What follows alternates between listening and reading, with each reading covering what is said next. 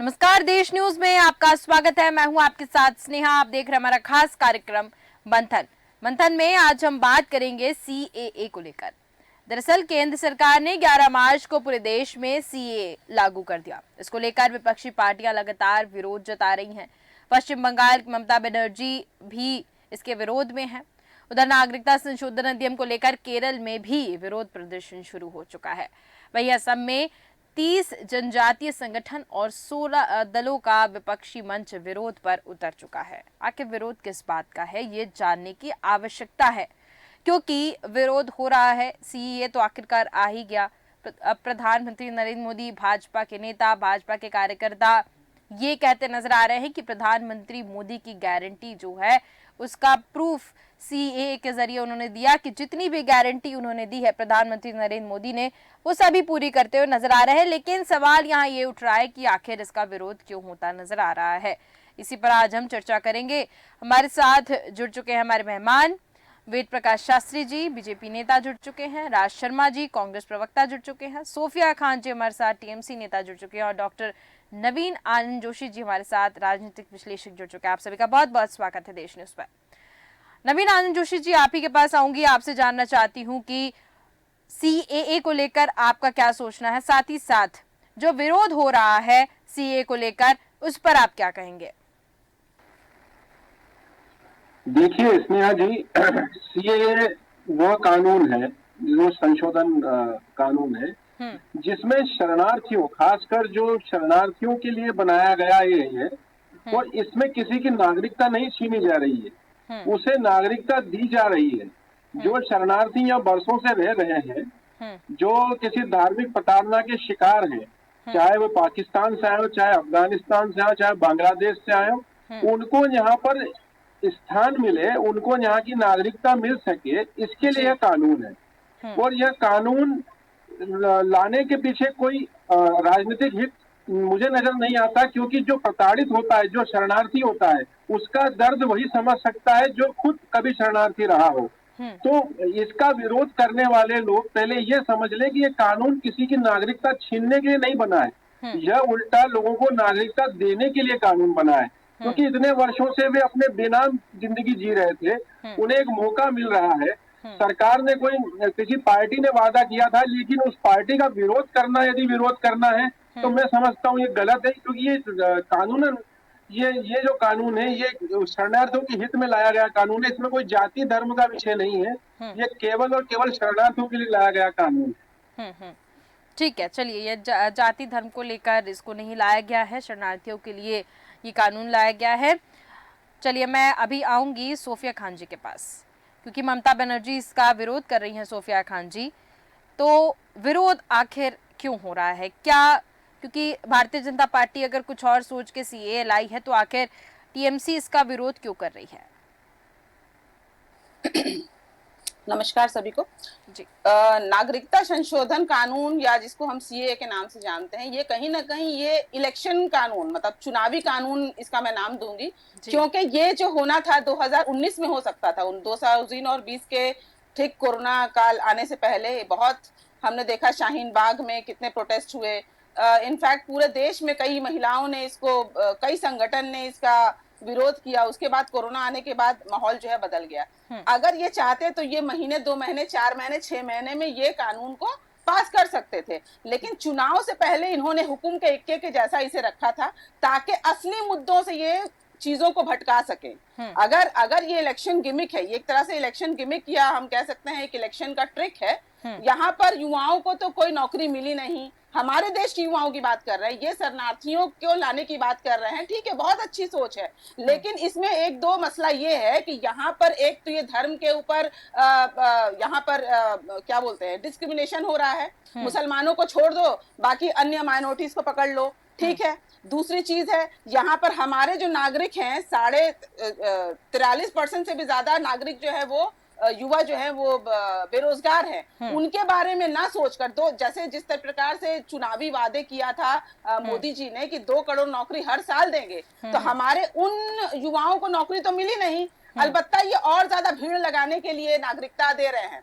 और दूसरी बात है, कुछ ही हाल में ही हमारे गृह मंत्री अमित शाह को बोलते देखा गया कि उन्होंने ये कहा कि पहले सीए भी आएगा, उसके बाद एनआरसी और एनपीआर को भी लागू किया जाएगा। तो इसका मतलब है कहीं ना कहीं यहाँ पर सेलेक्टिव लोगों की नागरिकता, जिसमें हम खुलेआम हम कह सकते हैं कि कुछ मुसलमानों की नागरिकता लेने का ये कहीं ना कहीं एक षड्यंत्र दिख रहा है। जिस प्रकार से ये मुसलमान, देखिए अपने देश के मुसलमानों को ये प्रताड़ित करके रखा है इन्होंने, और ये शरणार्थियों की बात करते हैं। ये दूसरे अन्य, अगर हम प्रताड़ितों की बात करें तो ज्यादा शरणार्थी तो चाइना में है, श्रीलंका में है, उनकी बात ये क्यों नहीं करते? तो कहीं ना कहीं ये जो है बिल्कुल चुनावी मुद्दा है। आर्टिकल 14 का उल्लंघन करते हुए ये नजर आ रहे हैं। और मैं अभी कल और भी डिबेट्स में बैठी थी जहां पर भाजपा के प्रवक्ता कह रहे थे कि हम बहुमत में हम कुछ भी कर सकते हैं, जैसे ये भगवान है, ये खुदा है, मैं एक चीज जानना चाहती हूँ आपसे, बहुमत में है।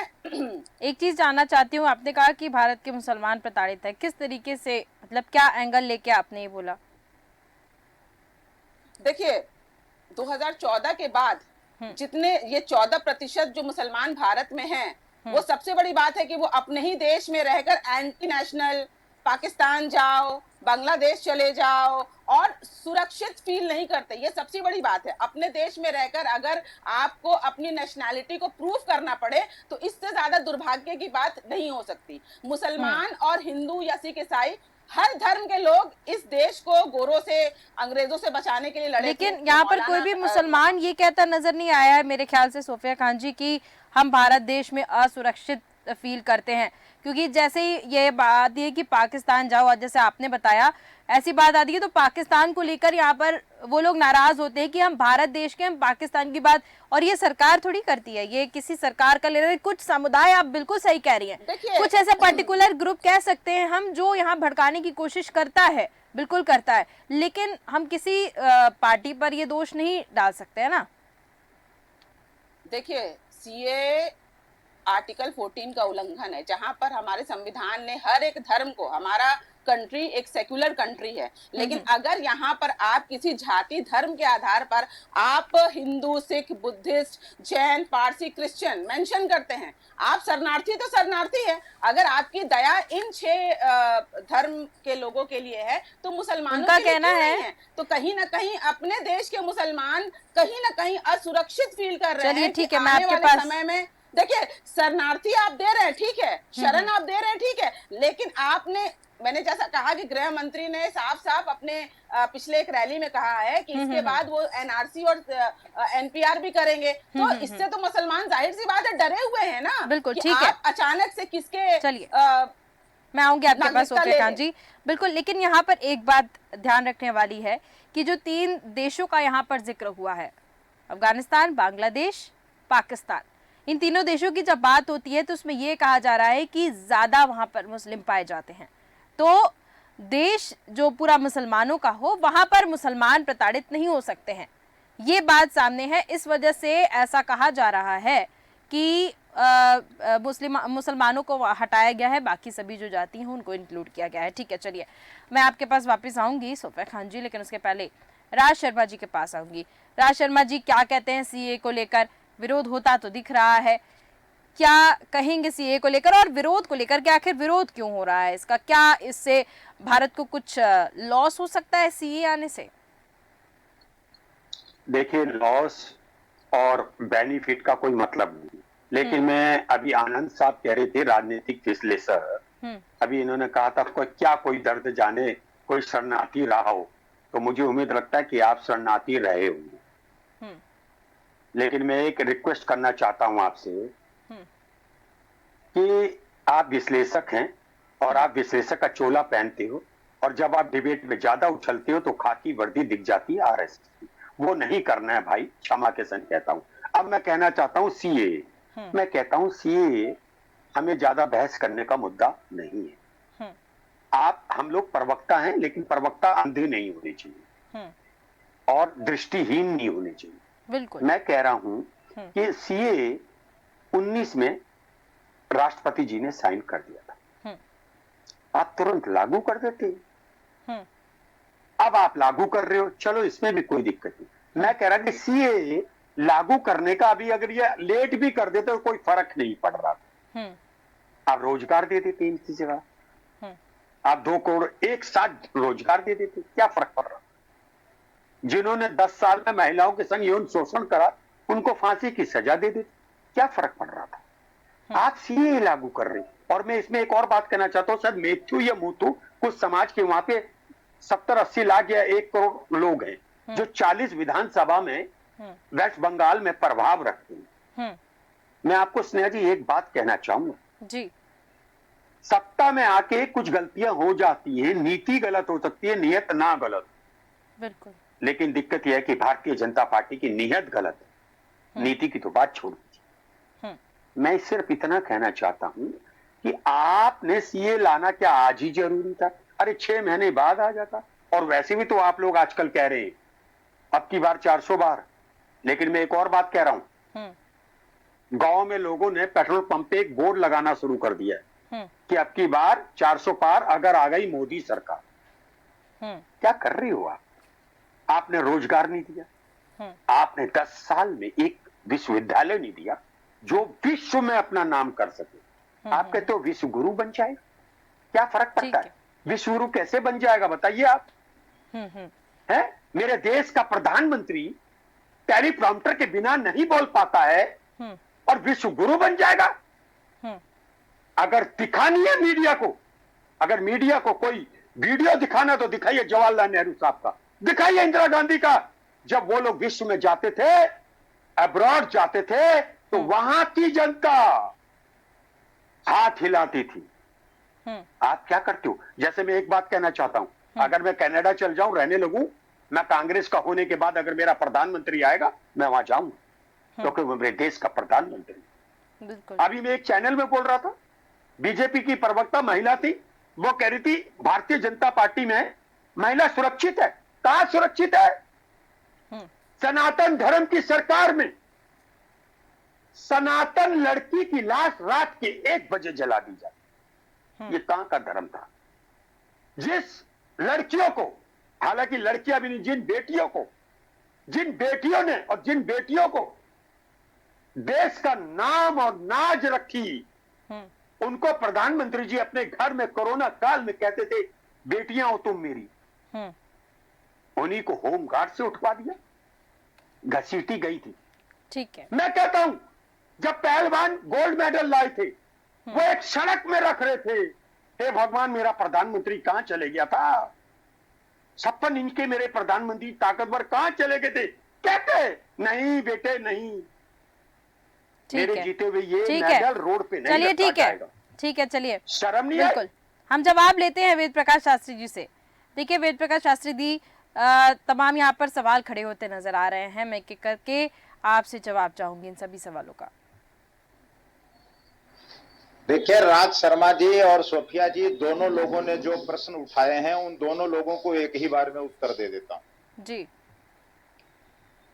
इन दोनों लोगों को सीएए से कोई आपत्ति नहीं है, इनकी आपत्ति ये है कि इस समय इसको लागू क्यों किया गया। यही बात तो ये कह रहे हैं। बिल्कुल। तो इनको ये स्पष्ट करना चाहिए कि हमें समय पर आपत्ति है, हम सीएए का समर्थन करते हैं। इनको उस नागरिक संविधान संशोधन का समर्थन ये करते हैं, ऐसा नहीं है उसका विरोध कर रहे हैं। इनको आपत्ति इस बात पर है कि चूंकि लोकसभा का चुनाव आ रहा है इसलिए इस समय क्यों लागू किया गया। ये तो 2019 से नहीं। सोफिया जी देखिए आप जब बोली तो मैं चुप रहा, मैंने सुना, अब आप भी सुनिए, आप सुनने की आदत भी तो डालिए। अभी ममता जी ने कहा कि हम अपने यहाँ इसको लागू नहीं करेंगे, पूरे देश को आपत्ति है। ममता जी ने कहा हम लागू नहीं करेंगे, तो मैं कह रहा हूं कि ममता जी को यहाँ लागू कहाँ करना है, लागू तो भारत सरकार को करना है और वो लागू कर दिया गया है। उसके लिए पोर्टल है, उसके ऊपर एप्लीकेशन लोड होनी है। ममता जी का उसमें कोई रोल ही नहीं है, इनका काम है केवल जनता को गुमराह करना। तो ये गुमराह करने का काम टीएमसी जो है वो कर रही है और ये सोफिया जी यही बैठ करके अपना बखान कर रही है। दूसरी चीज ये कह रहे हैं कि भारत में मुसलमान अपने को प्रताड़ित महसूस कर रहा है। पूरे देश में जो योजनाएं लागू हैं उन सारी योजनाओं का लाभ पूर्ण रूप से सबको मिल रहा है, वो किसी भी धर्म संप्रदाय के लोग हों, चाहे वो हमारे मुस्लिम भाई हों, सिख हो, ईसाई हो, पारसी हो, जैन हो, बौद्ध हो, सबको उसका लाभ मिल रहा है। कोई ये नहीं कह सकता है कि हम उस लाभ से वंचित रह रहे हैं।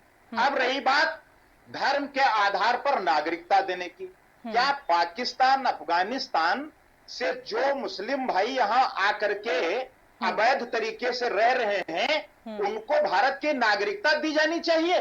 क्यों उनको नागरिकता दी जाएगी भाई? वो कैसे प्रताड़ित हो गए उस देश में, जो देश मुस्लिम बाहुल्य है, जहां पर उन्हीं धर्म संप्रदाय के लोग रह रहे हैं, उनको क्यों इनकी नागरिकता यहां दी जाएगी? बिल्कुल उनको नागरिकता नहीं दी जाएगी। और आने वाले समय में जो कानून आएगा वो इस बात को सुनिश्चित करेगा कि जो भारत के हमारे रहने वाले लोग हैं वो पूर्ण रूप से सुरक्षित हैं, लेकिन जो अवैध तरीके से भारत में रह सकते हैं उनका निश्चित रूप से परीक्षण किया जाएगा और उनको देश से बाहर किया जाएगा। ये बिल्कुल तय है। ममता जी कितना भी विरोध करें, केरल में कितना भी विरोध हो, लेकिन देश की जनता माननीय प्रधानमंत्री जी को इस बात के ऊपर बधाई दे रही है, ठीक है, और उनको सर आंखों पर बिठा रही है। और इसका अभी संदेश स्पष्ट जब 2024 का परिणाम आ जाएगा तो सोफिया जी और राज भाई दोनों लोग देख लेंगे। ठीक है, चलिए जी सोफिया खान जी बताइए।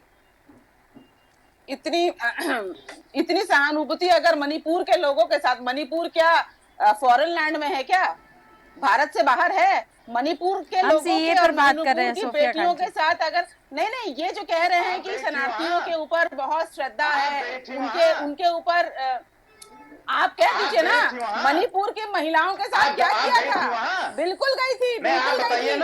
आप ये बताइए कि मौन व्रत क्यों लिया था आप लोगों ने? आप लोग टीवी में डिबेट तो कर नहीं रहे थे, आप लोगों ने मौन व्रत करा हुआ था। आपकी स्मृति ईरानी महिला की जो मंत्री है वो उन्होंने भी मौन व्रत लिया हुआ था। तब क्या हुआ था? मणिपुर तो आज भी चल रहा है, मणिपुर चल रहा है, मणिपुर का बचा लीजिए ना। पहले देश की महिलाओं को बचा लीजिए, पहले देश के युवाओं को सुरक्षित कर लीजिए, देश के युवा को 2 करोड़ नौकरी दीजिए हर साल, उसके बाद आप सीए लाइए। आने वाले समय में देश में सारे संवैधानिक कानून लागू किए जाएंगे। एक बार किसी भी असली मुद्दों से भटकाना है, देश को असली मुद्दों से भटकाना, देश के असली मुद्दे महंगाई से भटकाना, किसानों के ऊपर जो अत्याचार हो रहा है उससे भटकाना, महिलाओं का जो बलात्कार हो रहा है उससे भटकाना। आप लोग देश को गुमराह कर रहे हैं। एक बार फिर 2019 में लाया हुआ ठीक है वेद प्रकाश जी अभी लागू क्यों कर रहे हैं? खान जी ठीक है, चलिए राज शर्मा जी कुछ कहना चाह रहे हैं जी। Ved Prakash ji, by the way Pakistan के नारे कौन लगा रहा है? यहाँ पे 4-5 लोग बैठे, पहले इसका जवाब दीजिए। गलत मत बोलना, झूठ बोलते हो, दिन भर झूठ बोलते हो। पाकिस्तान का नारा किसने लगाया? पाकिस्तान का नाम किसने लिया? मैं पूछ रहा हूं, आप अभी बात करिए। और दूसरी बात, अभी बात करिए। मैं पूछ रहा हूं कर्नाटका में नारे किसने लगाए? वेद प्रकाश जी, और उसके जांच चल रही है, उसमें एफआईआर हुई है। मैं शर्मा जी आपसे पूछ रहा हूं कि आप बताइए कि कर्नाटका में जो वीडियो वायरल हुआ था वो वीडियो किसका है? मुझे आपकी सरकार है वहां। 10 साल हो गए। मैं पूछ रहा हूं उसका जवाब दीजिए पहले आप। मैं से पूछ रहा हूं उसका जवाब दीजिए आप पहले। कर्नाटका में किसकी सरकार है? मैं पूछ रहा हूं कर्नाटका में किसकी सरकार है? कैसे वहां नारे लगाए गए और उन लोगों के खिलाफ क्यों नहीं कार्रवाई की गई? उनके खिलाफ मुकदमा दर्ज कराया गया है, उनके खिलाफ मुकदमा दर्ज कराया गया है, उनके खिलाफ कार्रवाई की जाएगी। और अगर स्टेट गवर्नमेंट कार्रवाई नहीं करेगी तो एनआईए कार्रवाई करेगी, भारत सरकार कार्रवाई करेगी। अरे मेरी बात का जवाब दे देंगे आप? क्या चैलेंज करेंगे? आप तो उन्हीं के साथ रहते हैं, 10 साल हो गई सरकार लगाते हैं। अरे 10 साल हो गई सरकार आपकी। अरे पहले बताइए भाई, आपसे 10 साल हो गई सरकार, 10 साल हो गई। हाँ सरकार हो गई, क्या हमने मैं कहता हूँ, मैं कहता हूँ हमसे कुछ कमी रही होगी तो आपको चुना। अरे भाई, आपने चुनने के बाद करा क्या? एक विश्वविद्यालय दिया, ऐसा विश्वविद्यालय जिसका डंका पूरे विश्व में बसता दिया, आपको चुना था। अरे कुछ कमियां रह गई होंगी हमसे, आपको चुना था भाई, आपने एक विश्वविद्यालय दिया। कमियां राज शर्मा जी रह नहीं गई, आज कमियां आप कर रहे हो। चलिए ठीक है, बता दूं, ठीक है राज शर्मा जी, वेद प्रकाश जी। वेद भाई, आने वाली नोनियाल आपको माफ नहीं जनता करेगी। बख्शेगी नहीं, आप देश को बेच रहे हो। चलिए ठीक है, बिल्कुल बिल्कुल ठीक है। आप लोग। आपने इस अरे पूरे देश को बेच रहे हो, किया। महिला की आबरू से खेलते हो आप, लंबी सरकार है। शिक्षक की आबरू से एक खेलते दूसरे के हो। ऊपर आरोप प्रत्यारोप आने वाले से कुछ नहीं होने वाला है। ठीक है, वेद प्रकाश जी, राज शर्मा जी, आपको वेद प्रकाश जी, राज शर्मा जी, नोट करके आप रख 22 लीजिए। साल के लड़के और देश विरोधी गतिविधियों में संलिप्त लोगों के साथ चलिए हम डॉक्टर नवीन आनंद जोशी जी के पास जाते हैं अब। ठीक है, का होगा और आप लोगों को हिट से मारा जाएगा। आप 22 साल के लड़के को पन्ना प्रमुख बनाते हो, को पैदा किया, शर्म नहीं आती? कांग्रेस ने ही तो पैदा किया था।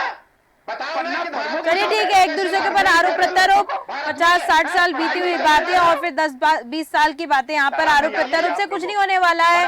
मैं डॉक्टर नवीन आनंद जोशी जी के पास जाऊंगी। जी, नवीन आनंद जोशी जी, आप विरोधी है। भाई बोला करो। आप बेटी बताइए, जलाओ CAA पार्टी, का समर्थन कर रहे हैं या CAA का आप विरोध कर रहे लड़की हैं? का रेप होता है, वो ठीक दरोगा है। के पास जाती है, दरोगा कहता है कंप्रोमाइज कर लो, शर्म नहीं आती? ठीक है, चलिए राज शर्मा जी, यौन शोषण होता है। राज शर्मा जी, और हमारे आप पास लोग और भी उनका मेहमान साथ हैं, मैं आपके पास वापस आऊंगी। ठीक है, नहीं, वेद प्रकाश जी को समझाइए, ठीक है, चलिए। देश की महिला की आबरू से मत कहिए। आप समझने की कोशिश करिए, हमको ज्यादा मत समझाइए। नहीं करनी आप है। देश का कानून देश ने समझिए, समझने के लिए देश की आपको दिशा चुना और था। दशा समझिए। अरे देश ने आप आपको नोट कर समझने के लिए लीजिए। चुना था। चलिए। क्या दिया देश को? ठीक है, राज शर्मा जी, वेद प्रकाश शास्त्री जी, देश को नफरत दी। भारत में भारतीय नफरत जनता दी पार्टी देश की को। सरकार है। माननीय शर्म मोदी नहीं जी आती के आप लोगों नेतृत्व को में भाई। देश ठीक है, चलिए। निरंतर आगे बढ़ रहा है। आप बाकी और भी लोग हैं। खत्म हो जाओगे, और अगर आप खत्म इसी हो जाओगे, तरीके से रहे, घुंघरू तो की तरह 44 बिगड़ से चार पे जाओगे। आ गए, अभी देख भाई, 24 मेरा में। चैलेंज है, नोट कर लो आप। 70 ही 44 बनेगी से आपकी 4 जॉब। पे न रहना, चैलेंज तो हमें है। बताना राज अरे शर्मा जी। चैलेंज है, कहाँ क्या है? गारंटी? अरे आपको क्या मैं बता रहा गारंटी? हूँ। अरे क्या विश्वास? प्रधानमंत्री कहते अरे आने दो हैं मेरा ना। दोस्त है, चुनाव बचपन लड़ो। का दोस्त है, अरे अगले दिन उसे हटा देते। अभी तक अरे प्रत्याशी लोग नहीं कह आप रहे घोषित कर अगर पाए। प्रधानमंत्री जी 45 कुछ लोगों बोले की एक लिस्ट इसका बनाई मतलब है। झूठा। आपके पास तो इस देश अरे में चुनाव छोड़िए, लड़ाने के लिए लोग मुझे नहीं तो- है। आप क्या मैं बात तो करेंगे? वेद ना भाई, छोड़िए। अभी हरियाणा में वो क्या दौर हुआ? चला गया। हरियाणा में क्या हुआ? क्या हुआ हरियाणा में? अपने दोस्त आप राजस्थान हम में क्या हुआ? मोटरसाइकिल में राजस्थान घूमते में आपको हमने थे। पेट्रोल ठीक है, चलिए। राज शर्मा जी, वेद प्रकाश जी, समय मेरा समाप्त हो चुका है, बहुत ही कम समय बचा है, इसलिए मैं आखिरी प्रतिक्रिया नवीन आनंद जोशी जी से लेना चाहूंगी। वेद प्रकाश जी, समय समाप्त हो चुका है। करो आप। राज शर्मा जी, समय मेरा आप लोग समाप्त हो सत्ता चुका के लिए है। अपने लोगों को मार सकते हो जब आप ठीक है, किसी को चलिए। भी मार सकते हो। डॉक्टर नवीन आनंद जोशी जी, मैं आपसे आखिरी प्रतिक्रिया लेना चाहूंगी और उसी के साथ मैं चर्चा को यहाँ पर विराम दूंगी। जी, ये जब भी तुष्टीकरण की राजनीति होगी तो कानून के उद्देश्य और लक्ष्य इसी तरह भटकते रहेंगे। ये कोई भी राजनीतिक दल हो सकते हैं, लेकिन मेरा अभी भी यही कहना है कि कोई कानून बना है तो उसकी भावनाओं के साथ, उसके उद्देश्यों के साथ चलिए, उसको भ्रमित करने की कोशिश न करें। उसे समझ नहीं आ रहा है तो कम से कम जनता को गलत जानकारी न दे। कानून जिस उद्देश्य से बना है उसे उस उद्देश्य की पूर्ति के लिए रहने दिया जाए। अभी जिस टाइमिंग को लेकर के दोनों प्रवक्तागण बात कर रहे थे, हम राजनीतिक दल का किसी का पक्ष नहीं रखते। हम ये कह रहे हैं कि कानून में क्या है। हमारी डिबेट कानून को लेकर के थी, न कि गड़े मुर्दे उखाड़ने को लेकर के थी। तो जो उद्देश्य से यहाँ भटक गए वे कानून को क्या समझेंगे। कानून को समझने के लिए उद्देश्य पर रहना पड़ेगा, उसकी भावनाओं को समझना पड़ेगा, उसके टाइमिंग या उसकी सियासी गठजोड़ को नहीं देखना चाहिए। मेरा ये कहना है। बिल्कुल बिल्कुल, आपने सही कहा। चलिए, आरोप प्रत्यारोप का दौर तो चलता रहेगा वेद प्रकाश शास्त्री जी, लेकिन समय मेरा समाप्त हो चुका है। मैं माफी चाहूंगी और चर्चा को यहीं पे विराम देना चाहूंगी। सभी मेहमानों का बहुत बहुत धन्यवाद मेरे साथ जुड़ने के लिए और चर्चा करने के लिए। तो हम सीए पर बात कर रहे थे। दरअसल इसका विरोध देखा जा रहा है, अलग अलग राज्यों में देखा जा रहा है, विपक्षी दल इसका विरोध करते हुए नजर आ रहे हैं। आखिर विरोध की पीछे की वजह, यहाँ पर एक चीज पता चली कि सही समय पर सीए नहीं ला गया है, ऐसा विपक्षी दल का कहना है। लेकिन अब लोकसभा चुनाव है और सभी पार्टियां अपनी अपनी तैयारी करने में जुटी हुई हैं। अब ये देखना होगा कि आगे लोकसभा चुनाव में जनता किसको चुनती है। तो फिलहाल के हमारे इस खास कार्यक्रम में सिर्फ इतना ही। देखते रहिए देश न्यूज। नमस्कार।